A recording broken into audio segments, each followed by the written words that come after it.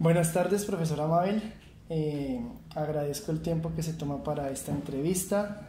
Sé que te desempeñas como coordinadora académica en un colegio público de la ciudad de Bogotá. De nuevo agradezco el tiempo que te tomas para esta entrevista sobre la legislación educativa. Profesora, para iniciar me gustaría que nos indique el perfil profesional que tienes y la experiencia en la docencia. Claro que sí. Profe, ¿cómo estás? Buena tarde. Igual muchas gracias por tenerme en cuenta para tu trabajo. Efectivamente, soy licenciada en Psicología y Pedagogía, tengo una maestría en Educación con énfasis en Desarrollo Humano y Valores. Experiencia en educación, pues gracias a Dios, amplia. Llevo en este ejercicio alrededor de unos 22 años. He trabajado con todo tipo de población, he sido maestra de preescolar, de universidad, he trabajado con educación especial, con educación regular, he sido orientadora, he sido docente de aula, he sido coordinadora, he trabajado con adultos, he trabajado en universidad. Entonces digamos que pues siento que he tenido como la experiencia y he conocido como realmente cómo es que se trabaja esto de la educación y desde la mirada de procesos diferentes.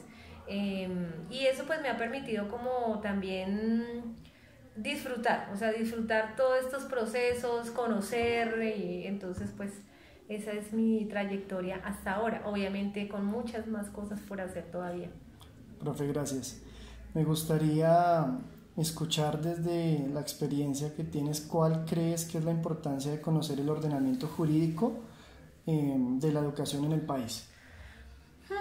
Total, la importancia es, creo que a veces los maestros nos olvidamos un poco de esa parte y eso nos mete en serios problemas. Creo que en el sector de la educación es muy importante conocer toda la normatividad, la legislación, todo lo que tenga que ver con educación, porque eso nos permite, además de conocer, nos permite también, y llamémoslo así como un poco feo, pues blindarnos en muchos procesos. Cuando se desconoce ese tipo de la legislación, cuando se desconoce la norma, de pronto tendemos a caer en errores, a tener equivocaciones. Entonces siento que de la mano de una disciplina debe haber una formación que nos dé como esas herramientas, una formación en normatividad, en legislación. Entonces creo que la importancia es alta y la necesidad es total. Gracias.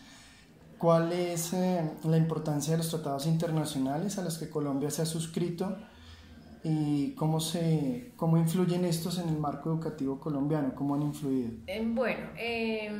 Efectivamente también tienen un alto grado de importancia y de impacto.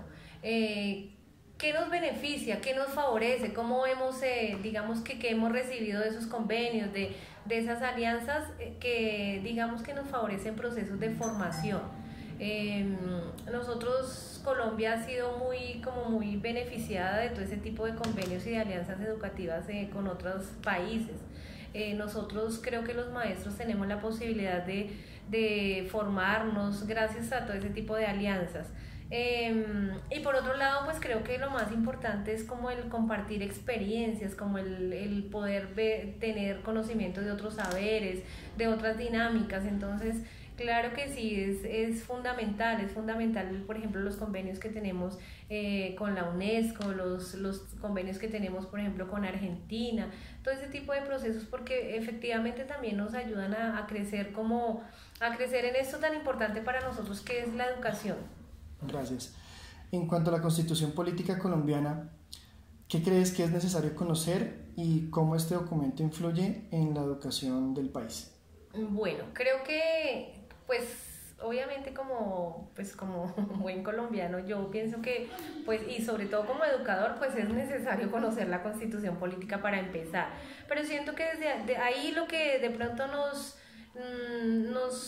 sirve como herramienta para nosotros los educadores es como el tema de los derechos.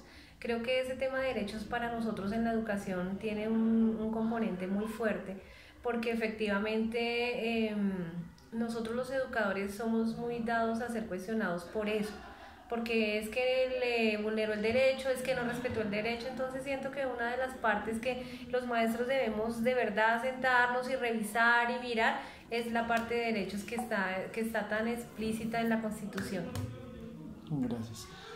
Desde la experiencia, amplia experiencia que nos has contado, ¿cuáles son las leyes, los decretos, acuerdos, reglamentaciones que un docente o un directivo docente debe conocer y que se deben aplicar obviamente en las instituciones educativas? Sí, yo creo que para empezar, pues es lo que te acabo de decir, o sea, debemos conocer y de verdad de manera seria y responsable dar una revisión a la Constitución. Creo que primero, pues es el documento que nosotros, como todo colombiano y como buen colombiano, de verdad, con un ejercicio serio de ciudadano, pues debemos revisar. Obviamente hay una ley general de educación que nos da unas directrices muy puntuales. Hay unas normas en relación con los adolescentes, que es la política y todo lo que tiene que ver con el Código de Infancia y Adolescencia.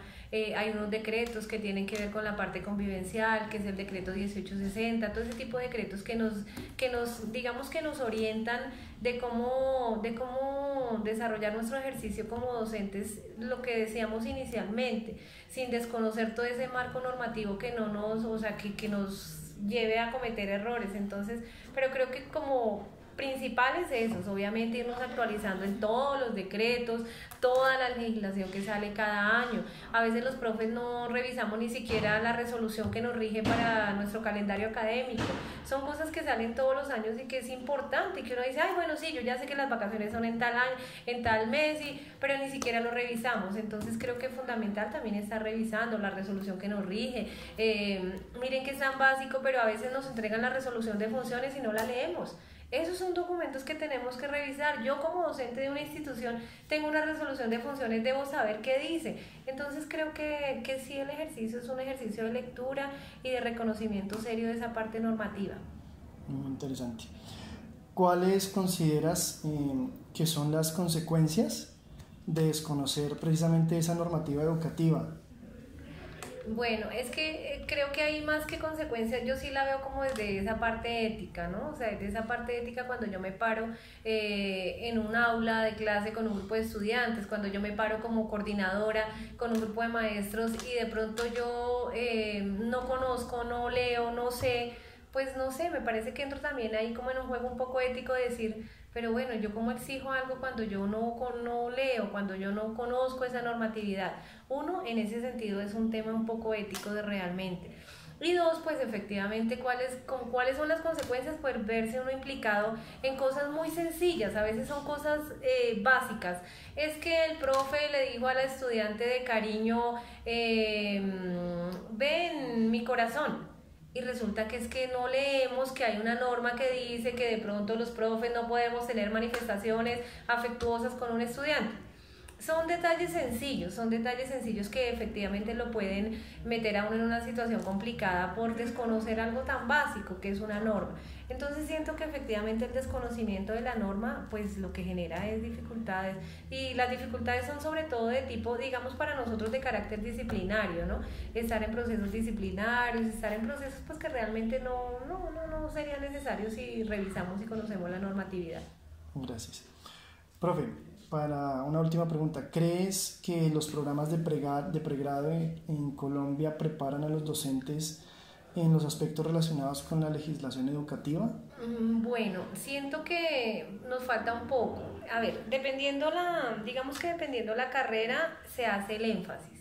Por ejemplo, en mi caso, en la parte de licenciatura en psicología y pedagogía nosotros sí trabajamos, la universidad trabaja mucho esa parte normativa, mucho esa parte de decretos, pero a veces siento que digamos que las licenciaturas muy disciplinarias, y efectivamente es porque los licenciados en psicología y pedagogía pues tenemos que abordar todo. Finalmente, ¿qué hace un licenciado en psicología y pedagogía? Ser orientador. ¿Qué necesita un orientador? Conocer normas, conocer leyes, conocer procesos, Pero digamos que en la parte disciplinar, por ejemplo, en el caso tuyo que eres licenciado en matemáticas, a veces siento que las universidades se centran mucho en esa parte disciplinar y de pronto dejan de lado esa parte normativa, y creo que es necesario. O sea, siento que se debe hacer un énfasis claro, siento que los maestros nos deben decir, venga, profe, si usted no hace tal cosa le puede pasar esto, venga, profe, recuerde que hay un decreto que dice que usted debe hacer esto, esto, esto y esto, porque a veces los profes también, como no nos lo dicen, pues tampoco lo buscamos, no lo leemos,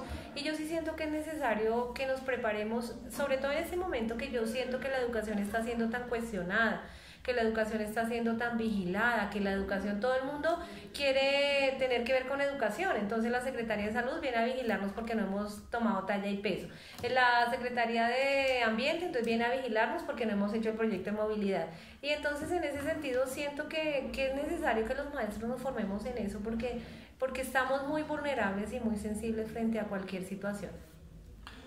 Profe, agradezco mucho el tiempo. Entiendo los aspectos que has mencionado y los considero muy enriquecedores para este trabajo que estoy desarrollando. De nuevo, agradecer la disposición para conversar sobre este tema y pues muchas gracias por el tiempo. A ti muchas gracias y por supuesto, dispuesta a cualquier otra situación que tengamos que conversar. Gracias, profe.